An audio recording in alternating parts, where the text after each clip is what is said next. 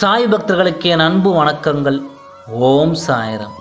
என் அன்பு குழந்தையே, இப்பொழுது உன் வாழ்க்கையில் நடக்கும் சில விஷயங்கள் மர்மமாக புதிராக இருக்கிறது. நீ மனதில் நினைப்பது ஒன்று, வெளியில் நீ நடப்பது ஒன்றும் என்று திகழ்கிறது. உன் கையில் உன் பிடி இருந்தும் உன் கையில் இருந்து சில விஷயங்கள் நழுவுவது போல் தோன்றுகிறது. இப்பொழுது நடக்கும் உன் நேரங்களால் உன்னையும் மீறி உன்னை மாயை என்னும் வலையில் சிக்க வைத்து உள்ளது. அதன் பிடியில் இருந்து மீள மோதிக்கொண்டிருக்கிறாய். அதன் பொருட்டே உன் மீது எழும் இந்த போராட்டங்கள். இந்த போராட்டத்தில் நீ உன் கையில் இறுக வைத்திருக்கும் அத்தனை நழுவ விட்டாலும் அதன் இரு நுனிகளும் என் கையில் பத்திரமாக உள்ளன. மீண்டும் அதை உன்னிடமே சேர்ப்பேன். தண்ணீரில் அடித்து வரும் மரக்கட்டை எப்படி தண்ணீரில் பொதும்பிக் கொண்டு இருக்குமோ அதை போலவே நீ மாயை என்ற தண்ணீரில் அடிக்கப்பட்டு பொதும்பி நீ துயரப்படுகின்றாய். உன் மனம் அதில் காயப்பட்டிருக்கலாம். சுய நினைவு இழந்து போன்று ஒரு உணர்வு கொண்டிருக்கலாம். மாயை ஆட்கொண்டு இருப்பது குருவை சரணடைந்தவர்கள் உணர்ந்து கொள்வார்கள்.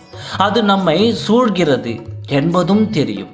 அதனால் தான் நீ உணர்கிறாய் உன்னை மாயை சூழ்ந்து விட்டது என்பதை. நீ புரிந்து கொண்டு விட்டால் அதனால் உன் புத்தி ஒரு பக்கமும் உன் மனம் ஒரு பக்கமும் சண்டையிட்டு கொண்டு உன் நிம்மதியை தொலைக்கின்றது. இந்த சூழ்நிலையில் நீ பொறுமையும் அமைதியை மட்டுமே கடைப்பிடி. கோபத்தை குறைத்து நிதானத்தை வளர்த்துக்கொள். கோபம் நீ உனக்கு தரும் தண்டனை, உன் மனதிற்கு நீயே ஏற்படுத்தும் ஒரு வழி. அது மற்றவர்களை உன்னிடம் இருந்து தொலைவில் ஆக்குவதற்கும் வித்துக்கொள். எனவே இந்த சூழ்நிலையில் கோபப்படாமலும் பதட்டப்படாமலும் இரு. மனதை அமைதியாக வைத்துக்கொள். எப்பொழுதும் எதையாவது சிந்தித்து கொண்டே இருந்து உன்னை நீயே குழப்பிக்கொள்ளாதே. இப்பொழுது உள்ள உன் சூழ்நிலைகளையும் உன் வாழ்வையும் என் பொறுப்பில் விட்டுவிடு. அவற்றை எல்லாம் சரி செய்து சந்தோஷங்களை நிரப்பி நான் உன் கையில் நிறைவாய் தருகிறேன். அப்பொழுது நீ சீரும் சிறப்புமாக என் ஆசீர்வாதத்தால் சிறப்பான எதிர்காலத்தை பெறுவாய்.